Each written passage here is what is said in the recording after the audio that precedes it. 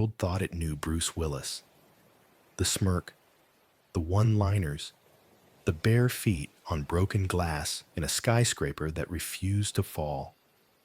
He was the indestructible cop, the unbreakable man, the face of a Hollywood that loved to pretend pain could always be punched away. But behind the explosions and applause, something far more terrifying crept in.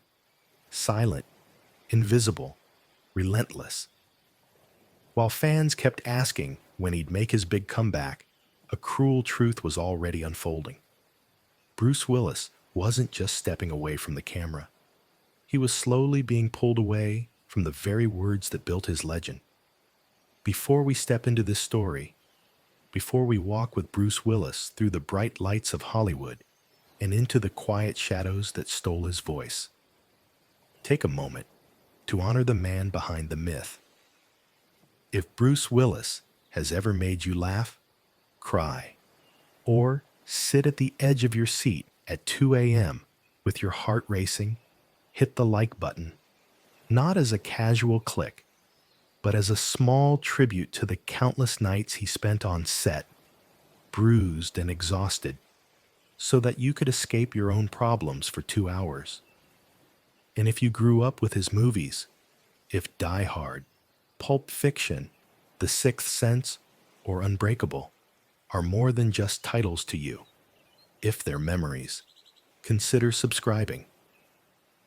This channel is where we pull back the curtain, where we honor legends not just for the roles they played, but for the human beings they really were when the camera stopped rolling. Because Bruce's story isn't just about fame or fortune. It's about what happens when the very thing that made you a legend, the voice, the presence, the sharp, quick wit, begins to fade. Stay with us, because what you are about to hear is heartbreaking, human, and unforgettable. Bruce Willis didn't just star in action movies. He redefined them. Before him, action heroes were often sculpted like statues, perfect, invincible, almost untouchable. Bruce changed that. He was the everyman with a bad haircut, a dirty tank top, and a crooked grin that said, "Yeah, I'm terrified, but I'm going in anyway." From TV's moonlighting to his world-shaking turn as John McClane in Die Hard, Bruce built a career on playing flawed men who refused to give up. He bled, he limped, he made mistakes, he got beaten down, but he stood up again. That vulnerability made him real. It made him ours. He wasn't just the cop in the elevator shaft or the troubled child psychologist listening to a boy who sees dead people. He was the father figure, the broken man with a second chance, the quiet guardian who carried the weight of impossible choices on his shoulders. Hollywood had plenty of tough guys. Bruce Willis was different. He was tough, with a heart that bled on screen. He became a global icon, a box office titan, a symbol of a certain kind of Hollywood hero. Rugged, sarcastic, deeply human. For decades, his name on a poster meant something. It meant you were going to see a man pushed to the edge and watch him claw his way back. But what happens when life pushes harder than any script ever did? What happens when the man whose entire career relies on timing, memory, and speech begins to struggle with all three? For years, fans noticed it without having the words. A line that sounded slightly off. A scene where he seemed unusually distant. Confused glances, short answers in interviews, whispers online that something wasn't right. Yet Hollywood kept rolling cameras, and Bruce kept showing up, even as a silent battle raged inside him. The tragedy of Bruce Willis isn't just about illness. It's about a man who spent his life speaking to the world through stories, slowly losing the ability to tell his own. Long before the skyscrapers, the stunt doubles, and the red carpets, there was a boy who struggled with something most people take for granted: words. Bruce Willis was born into a working-class family, far from the glamour of Hollywood.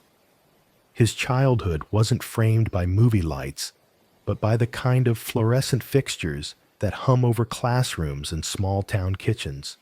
He grew up like so many kids, in a world where money was tight, expectations were heavy, and dreams were something you whispered about, not something you chased out loud. But Bruce carried a weight that made even simple days feel like uphill climbs. He stuttered. Every time he tried to speak, it was as if his own voice betrayed him. Sentences snagged on invisible hooks. Letters refused to line up.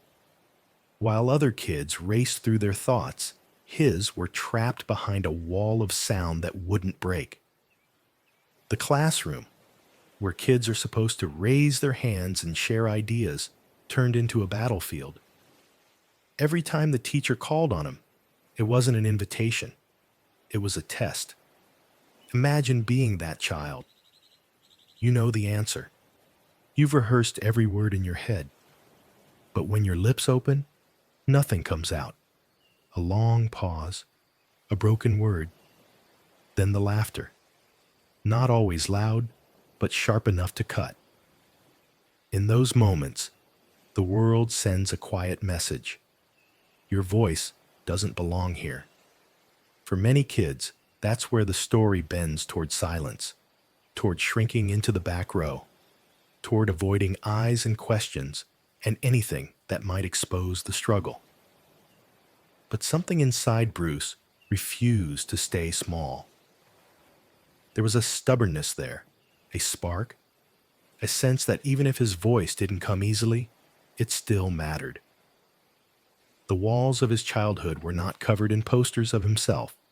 They were covered in doubt, in the daily grind of a family trying to get by, in the expectations of a world that didn't see movie star in a shy boy tripping over his sentences. That gap between who he seemed to be and who he might become was so wide, it seemed almost laughable.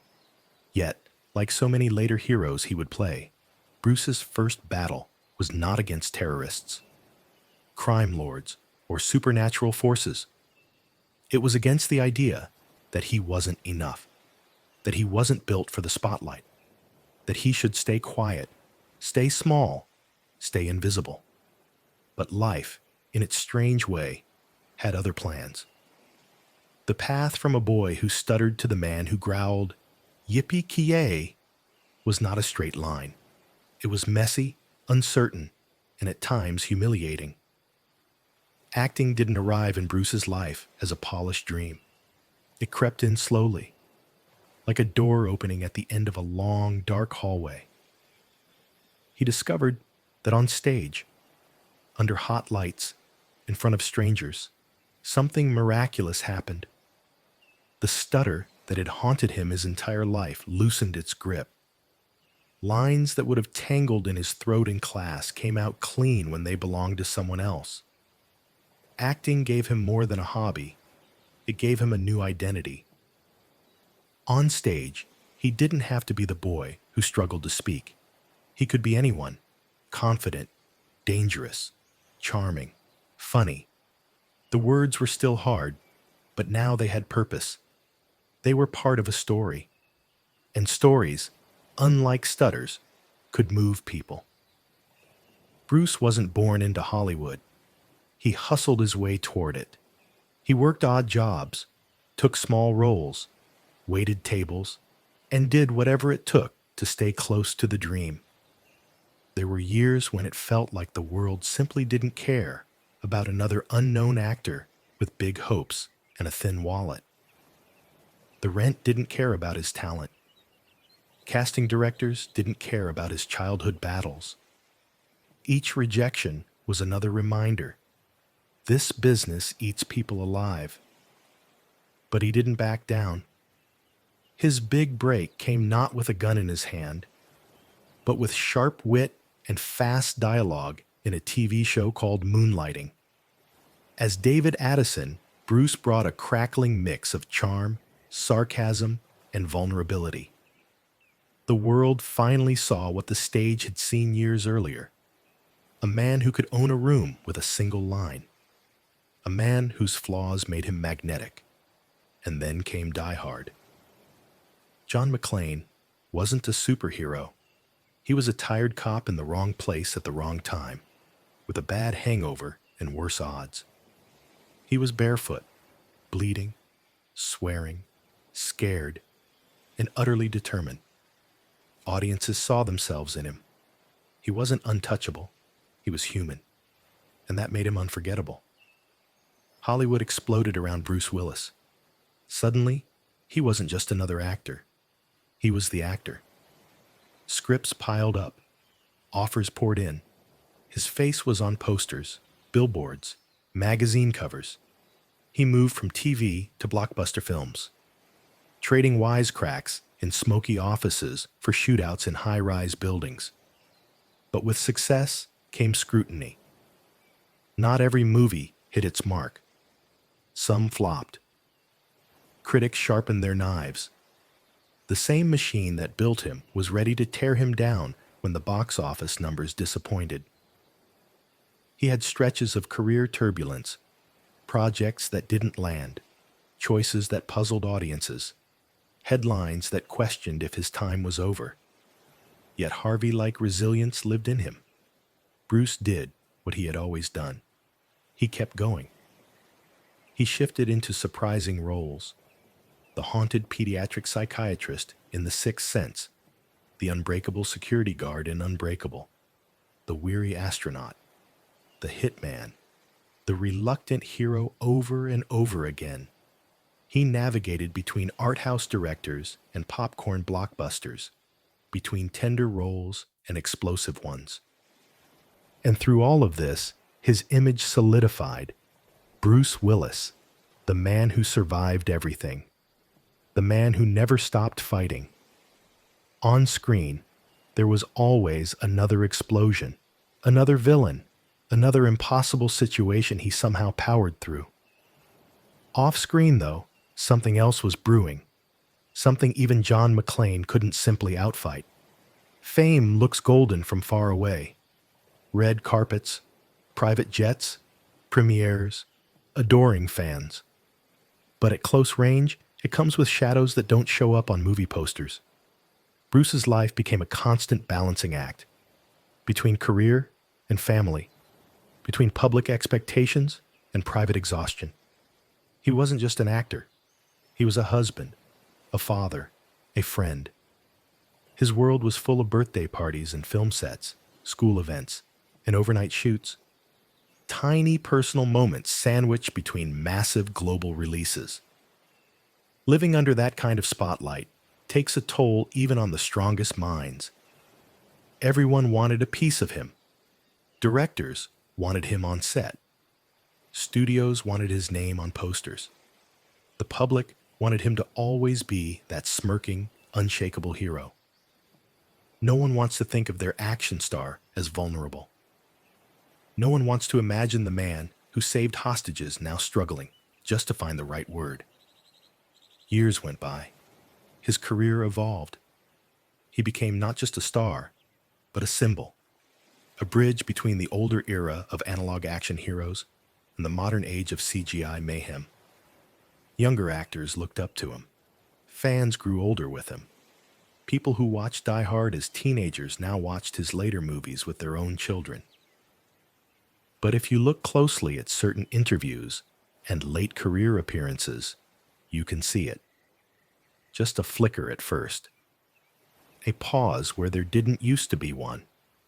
A line delivered a little more stiffly. A distant look in his eyes, as if he were searching for something just out of reach. At first, no one could name it. People chalked it up to age, to being tired, to having done it all.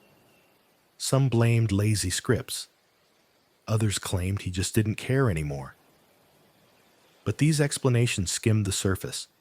Something deeper, quieter, far more frightening was unfolding inside. Behind the scenes, those closest to him began to notice the little things that don't make headlines. Repeated questions, forgotten details, struggles learning lines that once came effortlessly, confusion where there used to be razor-sharp timing. The man whose entire life depended on memory, nuance, and rhythm was starting to lose his grip on all three. And unlike the villains in his movies, this enemy had no face to punch, no building to blow up, no bullet that could stop it. When the word aphasia first entered the public conversation around Bruce Willis, many fans didn't even know what it meant. It sounded clinical, remote, like something that happened to other people, not to the man who joked his way through danger on screen for decades. Aphasia is not just forgetting a word. It is the erosion of language itself, the delicate bridge between thoughts and speech starting to crack and crumble. Imagine having a story, a memory, a joke, or a simple sentence in your mind, and finding that the path to bring it into the world has been washed away. For an actor, words are everything. They are not just lines on a page. They are weapons, shields, and lifelines. Timing, tone, rhythm. These are the tools that separate a generic performance from a legendary one. Bruce wasn't just reciting dialogue, he was inhabiting it.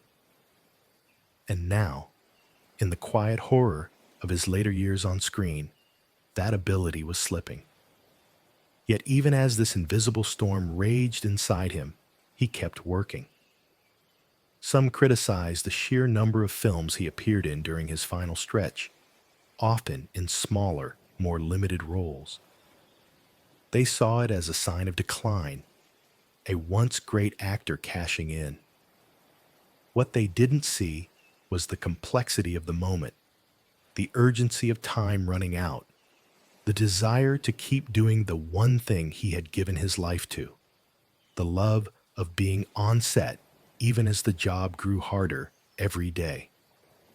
Directors and co-stars spoke of adjustments on set, shorter days, earpieces feeding lines, scripts rewritten to accommodate fewer words, scenes rearranged to minimize strain.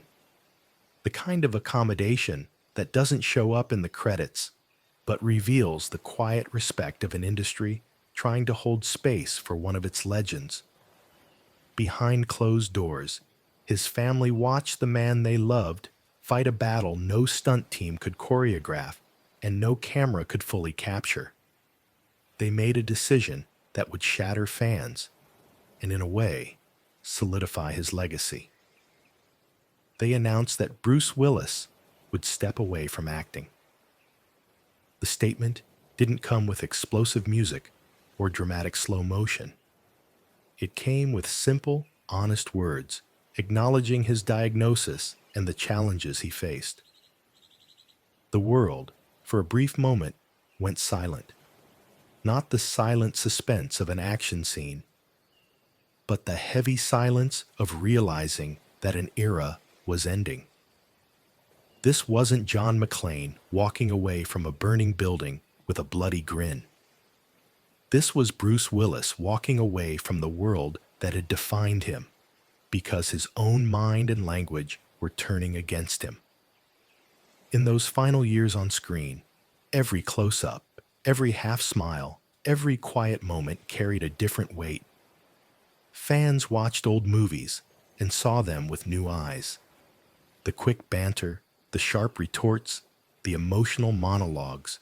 Suddenly, all of it felt fragile, precious, like a language recorded before it faded. The true heartbreak of Bruce Willis's story is not just that he had to leave Hollywood. It's that he had to leave the part of himself that communicated most clearly with the world.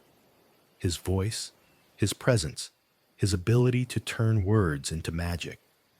And yet, in this, there is something undeniably heroic. He did not vanish overnight. He did not let denial guide him. He and his family chose honesty.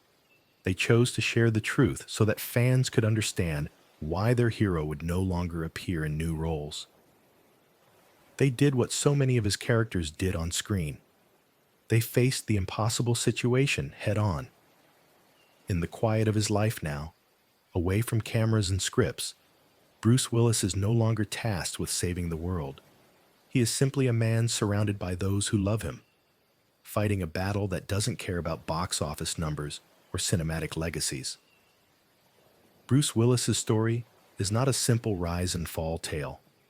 It is a story of resilience from the very beginning. A child silenced by a stutter who discovered a new voice on the stage.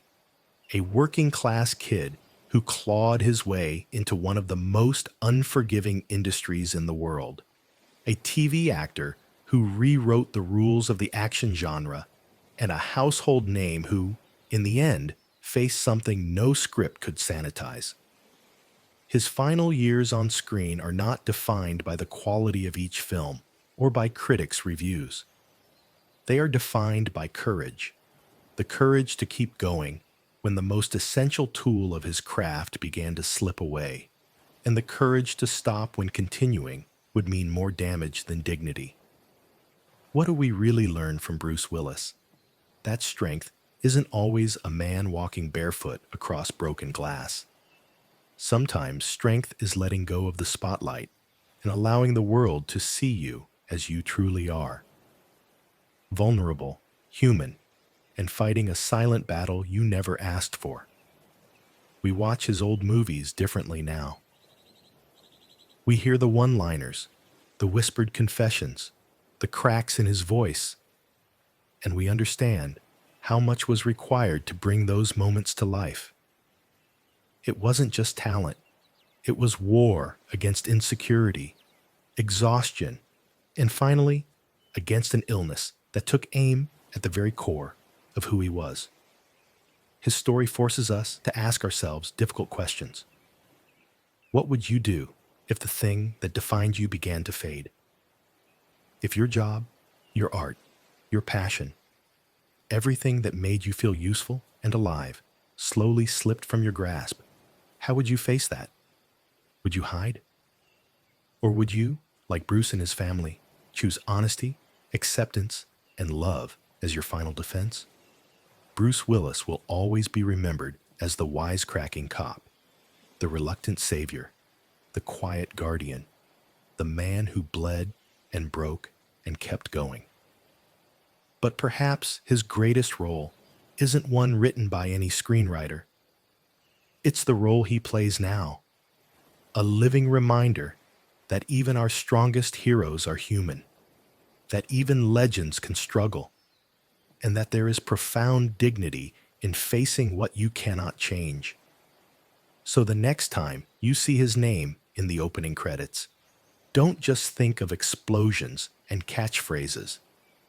Think of the boy who fought to speak, the man who dared to dream bigger than his circumstances, and the legend who, even as words slipped away, left behind a language of courage, vulnerability, and heart that no illness can erase. And as you sit there, watching him walk barefoot across broken glass one more time, remember, behind every unstoppable hero on screen, there is a human being off screen, carrying battles you may never see. In the end, Bruce Willis didn't just fight villains, he fought silence itself.